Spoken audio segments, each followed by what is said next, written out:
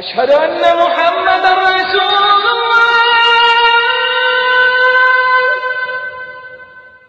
أشهد أن محمد رسول الله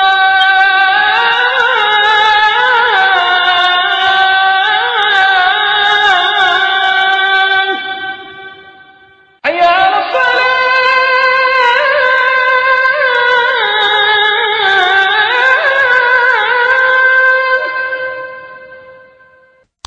Assalamu alaikum. Thank you very much for this interview. How should I call you? Mr. Muhammed, or do you have a last name? Salam alaikum wa rahmatullah. Mo will do fine. Mohammed is a bit long. I noticed that everything is abbreviated these days. Well, a lot of things changed. I've been doing a lot of traveling lately. Did you like what you saw? Sort of. It's easy to get around these days. That way, it's easy to meet different people in different places. There's a lot of potential for understanding that way. Well, Mo, talking about understanding, as you may know, there's a lot of discussion about Islam and the West, Islam and democracy, and of course, how your way of life reflects on Muslims living today.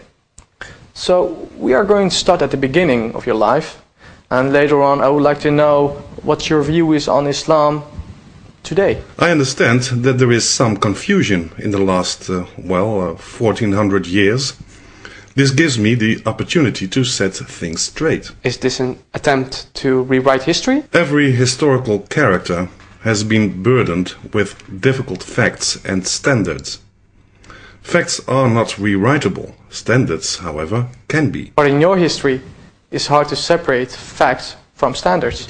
Yes, that's my tragedy. I'm the author, player, and also the witness of my own drama. But whose drama is more tragic? That of you, or the tragic situation of millions of Muslims? In your tragedy, you were the director, but the players played on after you retired. True, but I never completely left the scene. Let us start, and leave therefore the Rasul Allah, and release people of what I was, and of what I never want to be anymore. This is what you call emancipation. Or am I getting too complicated? Well, let's make things more clear then. We start at the beginning. What is the name of your father, and what is the name of your mother? My father's name is Abdallah ibn Abd al-Muttalib, and my mother's name is Aminah bint Wahab. And what kind of man was your father? And what kind of woman was your mother? I have little memory of my mother. When I was 6, she passed away, unfortunately. My father I never knew at all. He died before I was born. I was, in fact, an orphan. I'm sorry to hear that. I was raised by my grandfather, Abd al-Muttalib, till the age of 8, and later on by my uncle, Abu Talib. It was a pleasant time, I can remember, playing outside with other children and talking hours with my uncle. He was the best father a boy could ask for. So you had a nice childhood. I guess you could say so. Did you always know you would be a prophet someday? I did have some dreams about it, but I didn't know what it meant at the time. Can you remember what you wanted to be when you grew up? Well, that is a long time ago. Well, my uncle used to tell me great stories about a man named Jesus and his 11 warriors or something. I really wanted to be like him. And I think I lived up to the expectations. I met him. We are actually good friends. We hang out a lot together. We play poker sometimes. We both cheat a bit and have a laugh about afterwards. We don't play for money, of course. I'm sure the Christian people are pleased to hear that two of you get along.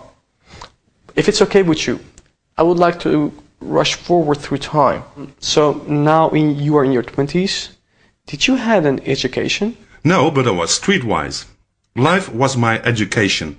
I was tired of living with no perspective. I wanted to do something for mankind, and of course looking for a good wife. I've seen so many interesting things on my way. Then I met Khadija. She was into trade caravans. She was a lovely lady. She hired me as leader of one of her caravans. At the age of 25, I married her. She was 15 years older than me.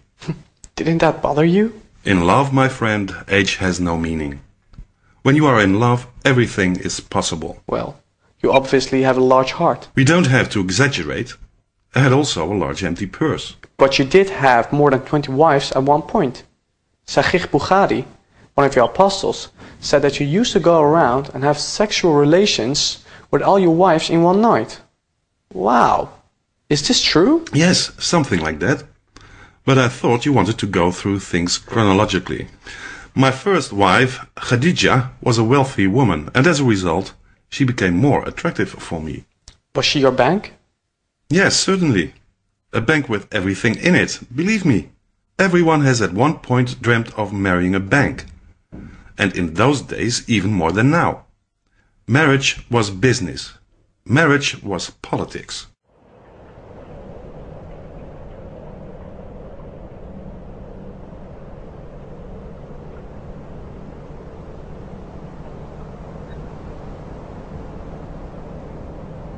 And what about Aisha?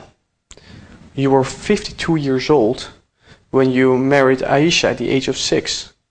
And you had sex with her at the age of 9.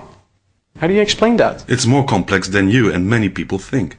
Well, I have a quote from Aisha, and I quote from Hadith.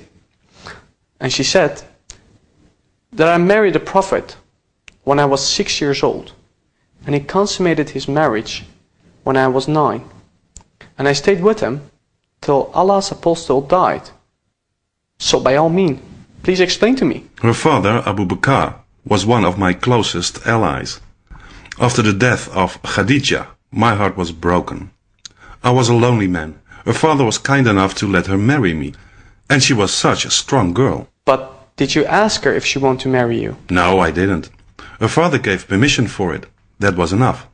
Besides, she was so young. She couldn't make her own decision. That was common in those days, and unfortunately in some places on this planet it still is, in the 21st century. And when she was 9 years old, did you ask her if she wanted to have sex with you? These were different times. It was a tribal society. Many things were different back then. Mentalities were different. Life was different. People were different, and I was different. And you shouldn't forget that I, Rasul Allah, had special erotic privileges that common men didn't have. I had worldly powers, and I was only human. Well, I'm saying this because in some Islamic countries, these practices still happen.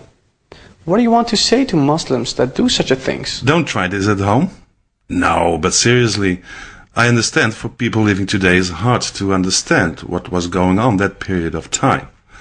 But Muslims must understand that we are living in a new age.